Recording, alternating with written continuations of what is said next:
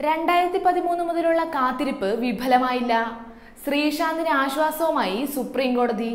IPL ഒത്തുകളി വിവാദത്തെ തുടർന്ന് Indian cricket താരം S ശ്രീശാന്തിന് BCCI ഏർപ്പെടുത്തിയ ആജീവനാന്ത വിലക്ക് സുപ്രീം കോടതി നീക്കിയതിന്റെ സന്തോഷത്തിലാണ് ശ്രീശാന്ത്. എന്നാൽ തന്റെ 35-ാം വയസ്സിൽ ക്രിക്കറ്റിൽ നിന്നും വിരമിക്കാറായ പ്രായത്തിലാണ് ഇപ്പോൾ വിലക്ക് നീക്കിയിരിക്കുന്നത് എന്നതും ശ്രദ്ധേയമാണ്.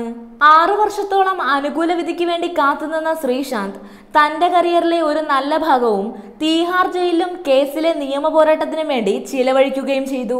ശേഷം 2015-ൽ ശ്രീശാന്തിനെ ഡൽഹി കോടതി കുറ്റവിമുക്തനാക്കുകയും ചെയ്തു. എന്നാൽ BCCI ശ്രീശാന്തിന്റെ വിലക്ക് നീക്കാൻ തയ്യാറായിരുന്നില്ല.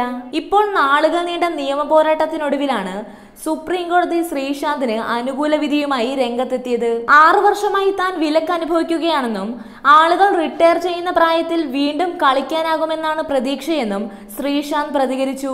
ഇന്ത്യൻ ക്രിക്കറ്റിനെ തന്നെ പിടിച്ചുകുലുക്കിയ സംഭവമായിരുന്നു ശ്രീശാന്തിനെതിരായ IPL ഒത്തുകളി വിവാദം. രാജസ്ഥാൻ റോയൽസും കിങ്സ് 11 പഞ്ചാബും തമ്മിലുള്ള മത്സരത്തിൽ ശ്രീശാന്ത് ഒത്തുകളിച്ചുവെന്നായിരുന്നു ആരോപണം. ഈ വാതുവയ്പിനു വേണ്ടി 10 ലക്ഷം രൂപ ശ്രീശാന്ത് കൈപ്പറ്റിയിരുന്നുവെന്നും ആരോപണമുണ്ടായിരുന്നു.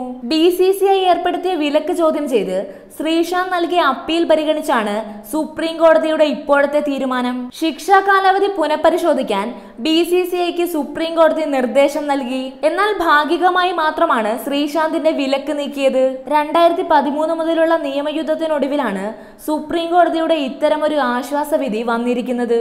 ഏതായാലും അനുകൂല വിധി വന്നതോടെ തനിക്ക് വീണ്ടും കളിക്കാനാകുമെന്ന പ്രതീക്ഷയിലും സന്തോഷത്തിലുമാണ് ശ്രീശാന്ത്.